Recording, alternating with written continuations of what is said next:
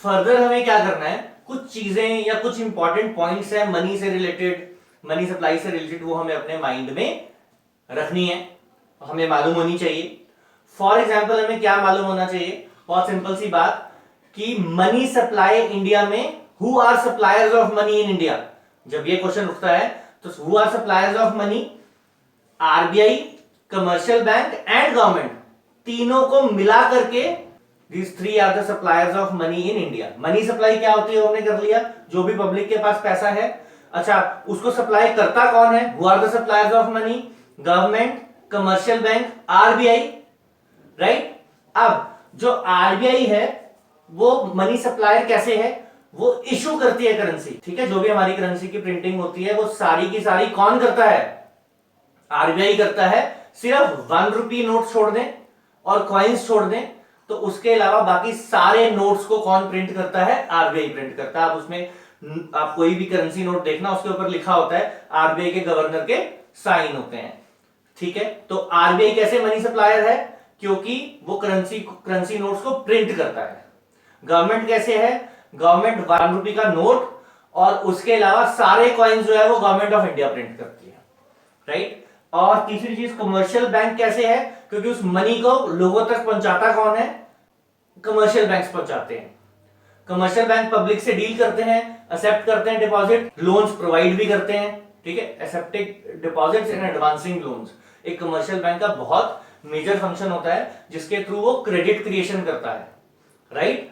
तो इस वजह से ये तीनों ही क्या है, suppliers of money in India है। Suppliers of money in India, government, RBI and commercial bank, तीनों को मिला करके, ठीक है। अब हमने एक पॉइंट किया, मैंने अभी आपको बोला, जो आरबीआई है वो क्या करती है, वो करेंसी नोट्स को प्रिंट करती है। जब आरबीआई करेंसी नोट्स को प्रिंट करती है तो उसके लिए वो मिनिमम रिजर्व सिस्टम फॉलो करती है, ठीक है। करेंसी अगर आपको प्रिंट करनी है आरबीआई को तो उसकी भी कुछ कंडीशंस होती हैं। ज्यादा डिटेल तो आपको है नहीं इसके बारे में कि क्या कंडीशंस होती हैं, बट आपको ये छोटा सा पॉइंट याद रखना है 1 मार्कर के लिए या 3 मार्कर के लिए, कि आरबीआई जो है वो मिनिमम रिजर्व सिस्टम के बेसिस पे करेंसी को प्रिंट करती है। मींस आरबीआई को अगर करेंसी प्रिंट करनी है तो minimum 200 crore, this is minimum reserve. ये मत सोचना कि आरबीआई के पास इतना ही पैसा होता है। अगर आरबीआई को करेंसी प्रिंट करनी है तो कम से कम उसके पास मिनिमम 200 करोड़ के रिजर्व होने चाहिए। इस 200 करोड़ के रिजर्व होने चाहिए गोल्ड और फॉरेन सिक्योरिटीज मिलाकर, ठीक है, जिसमें से 115 करोड़ का तो गोल्ड ही होना चाहिए। तो ये आपने एक पॉइंट रखना है कि ध्यान रखना है कि आरबीआई किस पे, मिनिमम रिजर्व सिस्टम के बेसिस पे करेंसी नोट्स को प्रिंट करती है, जिसमें 200 करोड़ का मिनिमम रिजर्व उसे मेंटेन करना हो, उसके पास होना चाहिए अगर वो करेंसी प्रिंट करना चाहती है। और उस 200 करोड़ में से 115 करोड़ का तो क्या होना चाहिए, सिर्फ और सिर्फ गोल्ड होने चाहिए। एक वर्ड होता है time deposit and demand deposit. Time deposit को टर्म डिपॉजिट भी कह सकते हैं। तो पहले टर्म डिपॉजिट क्या होता है, टर्म डिपॉजिट का मतलब होता है कि आप एक फिक्स्ड टाइम के लिए आप जो है अपनी मनी बैंक के पास डिपॉजिट करा देते हैं, और जब तक वो टाइम पीरियड कंप्लीट नहीं हो जाता आप उसको कभी भी अपनी मर्जी, मतलब ऐसा नहीं जब मर्जी जाके विड्रॉ कर लो। जब आपका टाइम पीरियड कंप्लीट हो जाएगा वो करेंसी जो, तब आप उसको विड्रॉ कर सकते हैं। ये नहीं है कि कभी भी उसको विड्रॉ कर लो। तो ऐसे डिपॉजिट को बोलते हैं टर्म डिपॉजिट। जैसे आपने सुना होगा फिक्स्ड डिपॉजिट यानी कि एफडी, रीअकरिंग डिपॉजिट होता है।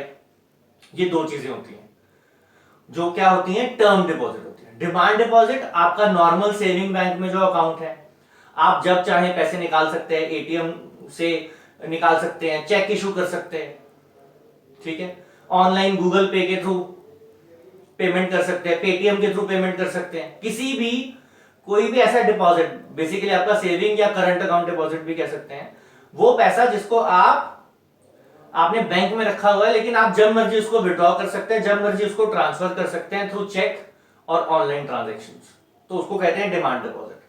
टर्म डिपॉजिट या टाइम डिपॉजिट कौन सा, जो एक फिक्स्ड पीरियड के लिए बैंक के पास आप जमा करा देते हैं और जब आपका वो टाइम पीरियड कंप्लीट हो जाता है तभी आप उसको विड्रॉ कर सकते हैं, उससे पहले नहीं कर सकते। प्लस टर्म डिपॉजिट के अगेंस्ट आप चेक नहीं दे सकते। ऑनलाइन ट्रांसफर नहीं कर सकते, उसमें से पैसा ऑनलाइन ट्रांसफर किसी और को नहीं कर सकते, ऐसा नहीं कर सकते। Gross demand deposit, demand deposit तो हमने कर लिए, अब ये ग्रॉस डिमांड डिपॉजिट क्या होते हैं? ग्रॉस डिमांड डिपॉजिट का फॉर्मूला होता है net demand deposit plus inter banking claims. कुछ पैसे जो हैं वो आईसीआईसी ने किससे लेने हैं?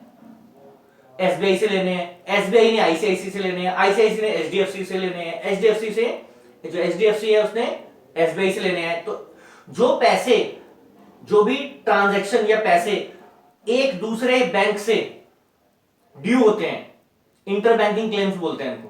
तो ग्रॉस डिमांड डिपॉजिट के अंदर डिमांड डिपॉजिट तो है ही, पब्लिक का पैसा तो है ही, प्लस ये जो इंटर बैंकिंग क्लेम्स होते हैं ये भी उसी के अंदर इंक्लूड होते हैं, ठीक है।